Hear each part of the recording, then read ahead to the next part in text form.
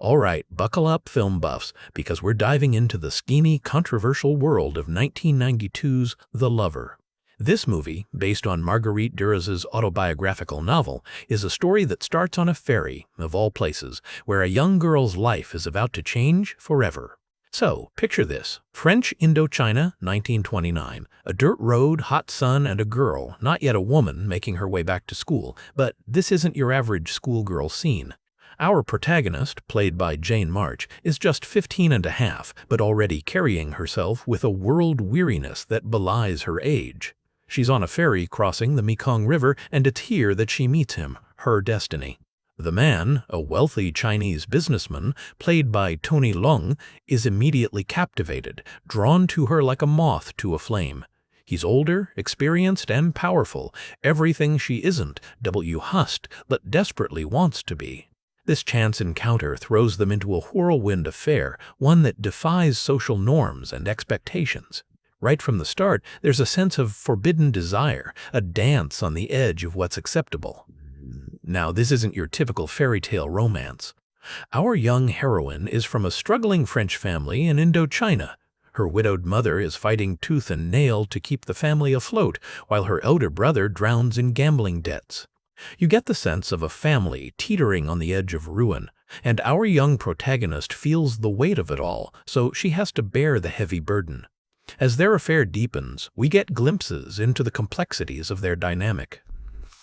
The man is clearly infatuated, showering her with gifts of silk and opium, a world of luxury she could only dream of before.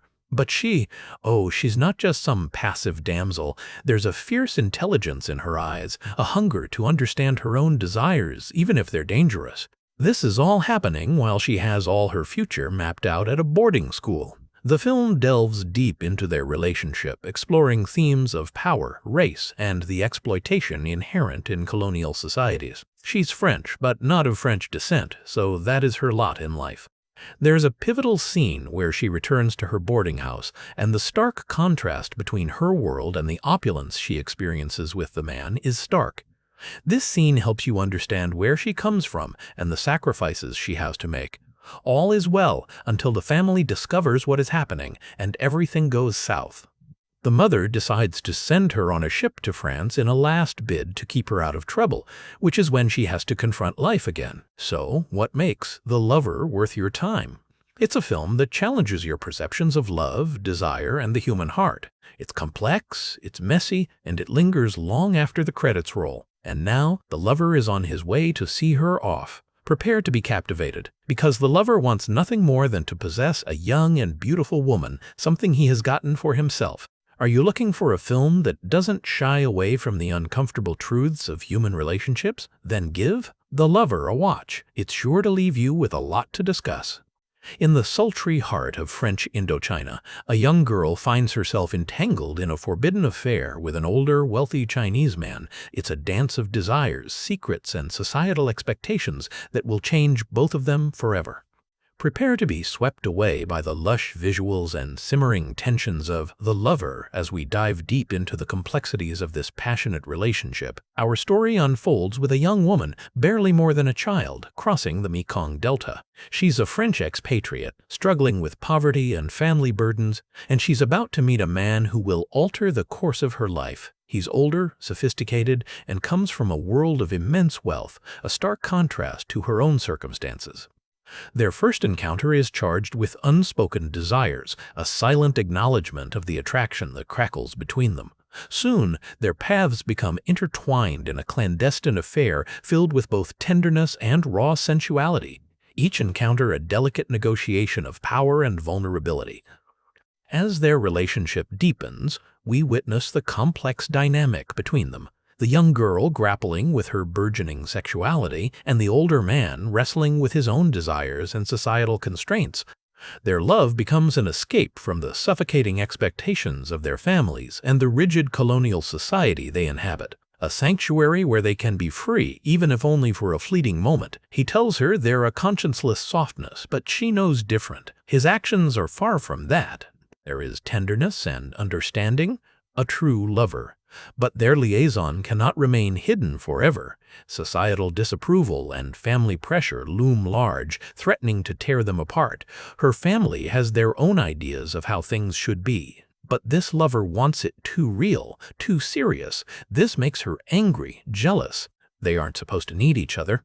In a world where love knows no boundaries, the lover explores the intoxicating allure of forbidden desires and the profound impact they have on the human heart. The film questions whether love can truly conquer all, or if, ultimately, some barriers are simply too formidable to overcome. The film crescendos in some fevered lovemaking that is as much an expression of physical passion as a desperate attempt to break free of the very real limits of reality. As their affair intensifies, so does the stakes, culminating in a choice that will define their futures and a heartbreaking farewell that will echo across time.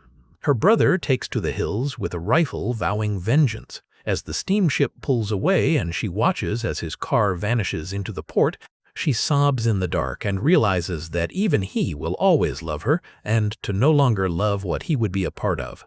Prepare for an emotional roller coaster as the young woman and her Chinese lover face the devastating consequences of their love. A love that burns fiercely but ultimately cannot survive the realities of their worlds. The pain may end eventually, but the memories will last a lifetime. As the torrential rain beats against the windows of the school, the Mother Superior expresses grave concerns to the principal. The young girl, she says, is far too free-spirited. Allowing her to go off campus unsupervised has led to widespread gossip, and confessions of family squabbles ripple through the other students. If she's not watched, the Mother Superior fears she will run away from school altogether. Though the principal notes her academic excellence and general good behavior, she is ultimately swayed by the Mother Superior's worries. At the boarding house, things are as intimate as ever between the girl and the Chinaman. He serves her breakfast.